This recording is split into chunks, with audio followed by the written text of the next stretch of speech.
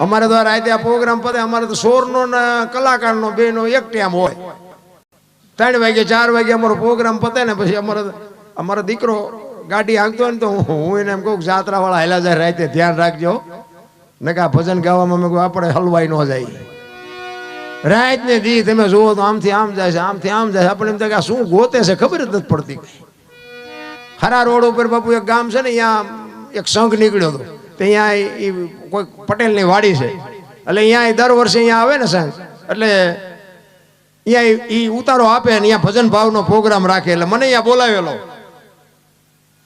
તો 2 સંઘ ભેગા થઈ જાય એક આમથી આવ્યો ને એક આમથી આવ્યો ઓલા આવ્યા ને મેં કીધું ક્યાંથી આવ્યા કે કચ્છમાં મોરાગઢથી તમે કહો આમ ક્યાં જવું કે ચોટીલા આનકોરથી આવ્યા મેં કીધું તમે ક્યાંથી આવ્યા કે ચોટીલાથી ક્યાં જવું કે મોરાગઢ મેં કીધું પણ આ તમે 2 જણા શું મથો છો આવડા અહીંયાથી આવ્યા કે અહીં જવું છે આવડા કે અહીંથી અહીં જવું છે તો અહીંયા આમાં ફેર શું છે આમ જ હાલે છે રામ આપણા ગામની મૂર્તિ હોય એમાં કે ગામની હામા ગામની મૂર્તિમાં કઈ ફેર હોય કોઈ બાપુ મૂર્તિ આપણી યાર રૂબરૂ વાત નથી કરતી અમે એક મંદિરમાં ગયા હતા બાપુ કે 20 રૂપિયા લાવો મેં શેના કે ટોકરો વગાડવાના મેં કહું અમારે રામજી મંદિરમાં 4 ટીંગાય છે ધરાઈશું તો નહીં વગાડવી આમ નામ જ હાલે છે બાપુ ઈ હાડું ત્યાં બા છે બધા નથી બાજતા પૈસા ગણવાના માણા રાખવા પડે તમે જોવો તો ખરા દુનિયા ઢગલા કરે ઘરે માને ને બાપ ને બાપુ કઈક જોતું હોય તો કે સાના માના બેવો ને તમારે શું કરવા છે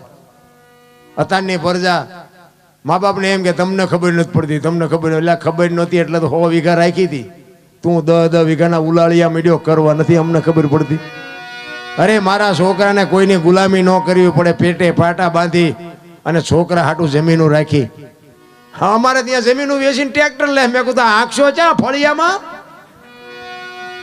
જમીન વેચીને ટ્રેક્ટર લઈ ચા કે એક ભાઈ તો ખેતર વેચી ટ્રેક્ટર લાવે એ કે ભાડા બાડા કરશું પણ મેં કીધું કુના અહીંયા કરશું મેં ખેતર વેચીને કહ્યું કે હા મેં પૈસા છે તો કે ના તમે કહો હાથેડા શી ના લાવશો એટલે કે એ તો ખબર જ ન રહી તમે નકરું ફેરવો ભાડે આવા ને આવા ઊંધા ગાળિયા થયા છે ભલા ભલા મા બાપે આપ્યું છે ને વધારી ન કહો તો કઈ નહીં પણ સે એ જાળવજો બાકી તો છે ને મરી જવાનું છે કરોડપતિ હોય નહીં મરવાનું છે ને ભિખારી નહીં મરવાનું છે બાકી એ તો ત્રાજવું લઈને બેઠો છે બધી બધાની ખબર છે આ તમે આવા ભગીરથ કાર્ય કરો છો ને એ ખબર છે અને આમાં કોકના બૂસ મારો ને તો એ ખબર જ છે બાકી કર્મની ગતિ છે ને મને બહુ ખબર નથી પડતી પણ બધા કે કરમ આમ કરમ આમ કરમ આમ હું એમ કહું કે આપણે રામ રામ રામ કરી છે સીતાજી રામને પરણે આખી જિંદગી મારો દી ન હોઈ ગયો શું કરમ હોય છે આ ભક્તિ કરે એવડે દુખી છે દુનિયાના બૂસ મારે એ સુખી છે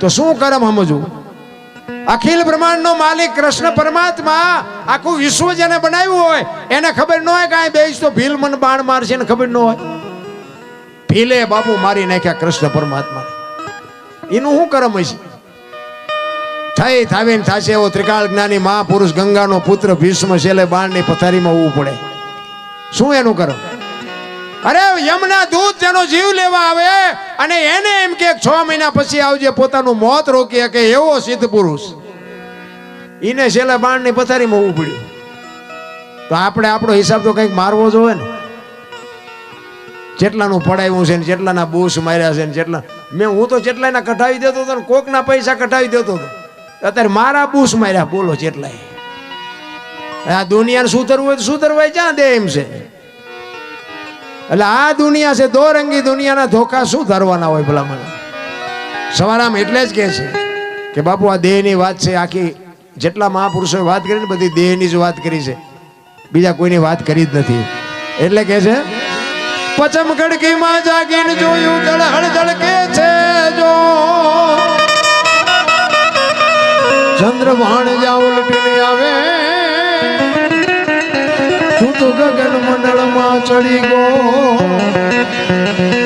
ગગન મંડળ બાપુ આને છે ને મહાપુરુષો આપણું સરમસ્તક છે ને ગગન મંડળ કહે છે આ સાંડલા શું કામ કરે લ્યો વાહ આમ કરે ન હાલે આ સાંડલા કપાળમાં કરવાનું ચાલુ કર્યું કંઈક તો વિચાર કર્યો છે ને તેથી આટલું વિજ્ઞાન નહોતું ને હું તો એમ કહું ગાલે કરે તો હાલે સાંડલા ગમ્યા ન હાલે આખા શરીરમાં પણ આખું શરીરનું સબટેશન જ આય છે આ શિવને જેમ ત્રિનેત્ર છે ને એમાં આપણું નેત્ર અહીંયા છે. આ આંખું બંધ થઈ જાય ને અંદરની આંખ જો ગુરુ મહારાજની કૃપાથી ઉઘડી જાય ને તો દુનિયામાં બાપુ કાંઈ ન કરવું પડે. ગોળ બંગાળનો રાજા ગોપીચંદ ને 92 લાખ માળવાનો ધણી ભરતરી બાપુ સાધુ બની જાય, એના નેત્ર ઉઘડી ગયા. આપણને હજી નક્કી જ નથી થતું. અને આ દુનિયા છે ને એ તો બાપુ લુગડા એક દી ઉતારી લેવાની છે. ગોપીચંદ ને ભરતરી બે દીક્ષા લઈને નીકળ્યા ને પછી શમશાનમાં હૂતા હતા, પાણાના ઓશિકા કરી. 2-3 બેનું નીકળી હતી. એક બેને બીજી બેનને કીધું એ કે ગોપીચંદ ને ભરતરી કે આવડા? તો કે હા.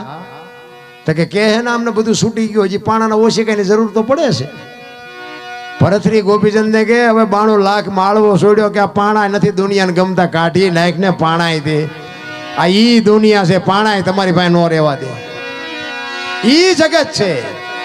એટલે મહાપુરુષો કે છે ચંદ્રબાણ જા ઉલટીને આવે તું તું ગગન મંડળમાં ચડી ગો.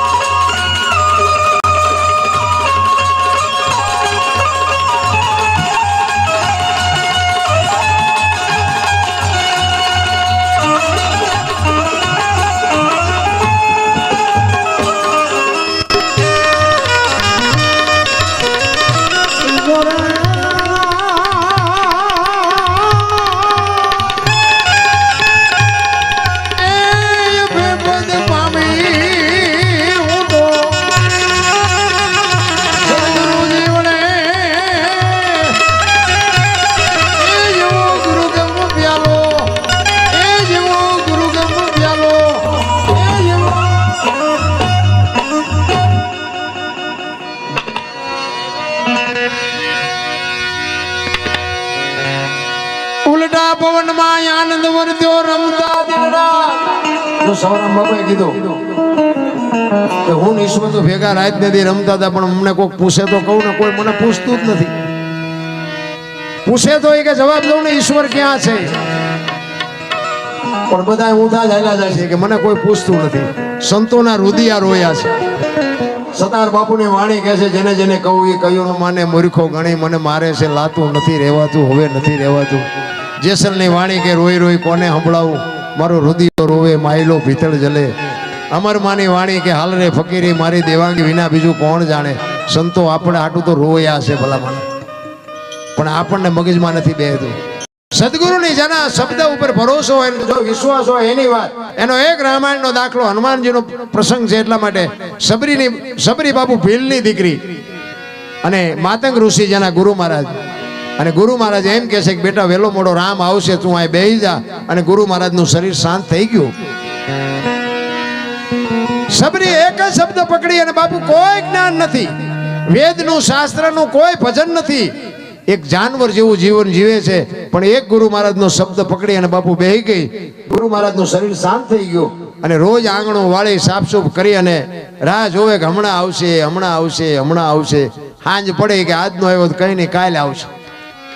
બીજે દી એનો ઈ પ્રોગ્રામ, બીજે દી કે આજનો આવ્યો તો કઈ નહીં કાલે આવશે. એ ચાંદીના વાળ થઈ ગયા, 70-80 વર્ષની ઉંમર થઈ.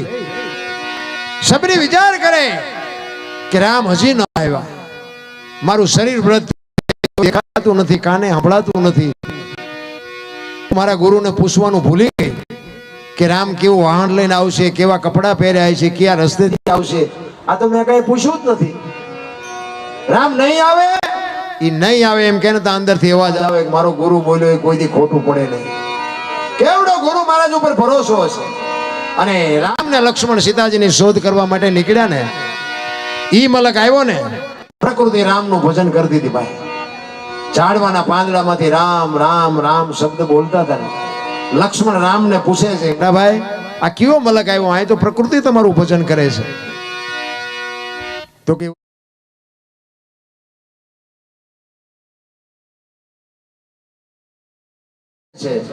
એક જગ્યાએ બેન 3.5 કરોડ નામના જાપ થાય ને એટલે ધરતીમાંથી અવાજ આવવા માંડે, દિવાલમાંથી અવાજ આવવા માંડે. 3.5 કરોડ નામના જાપ તમે કરો ને તો તમારા ઘરે તમારી દિવાલોમાંથી અવાજ આવવા માંડે. આ સંતોનું મંતવ્ય છે. લક્ષ્મણને રામ કહે છે કે જાતો એ ઝૂંપડીમાં એ બાઈ બેઠી શું કરે છે? અને લક્ષ્મણ અહીંયા ગયો ને ભાઈ, શેષ નાગનો અવતાર પણ સબરીની ભક્તિ જોઈને ધ્રુજી ગયો ભાઈ. હા હા હા, એ કે મારા ભાઈની વાયા આને ઓળખોળ કરી નાખી જિંદગી. ચોથા આંસુ રડતી રડતી સબરી બાપુ હરવી હરવી ગાતી હતી. શું ગાતી હતી? ઠાકર મને તું મેલ માઠેલી, તું છો એ કાલનો વેલી,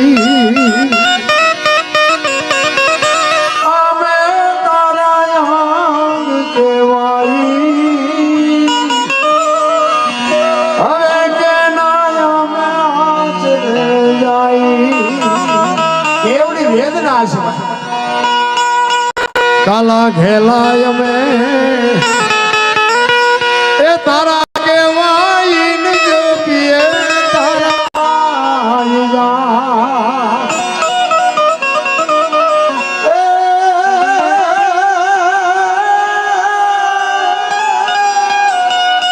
તારી હારે મારે જૂનો નાતો. આપણે બધા છે પણ આપણે ભૂલી ગયા. સબરી કહે છે મારે તો તારી હારે પેઢીઓનો નાતો છે, તારી હારે મારે જૂનો નાતો. એ હવે બીજે ક્યાં જાવું બાપ? ઠાકર મને મેલ માઠેલી, તું છો એ કાલનો વેલી. ચોથા આંસુએ રડતી હતી ભાઈ. તમને મને બાપુ ભજન શું પૂજવાનું હતું? આપણે તો અત્યારે એમાં આ ભણતર ને આ વિજ્ઞાન ને એવા બુદ્ધિના ગાળિયા થયા છે.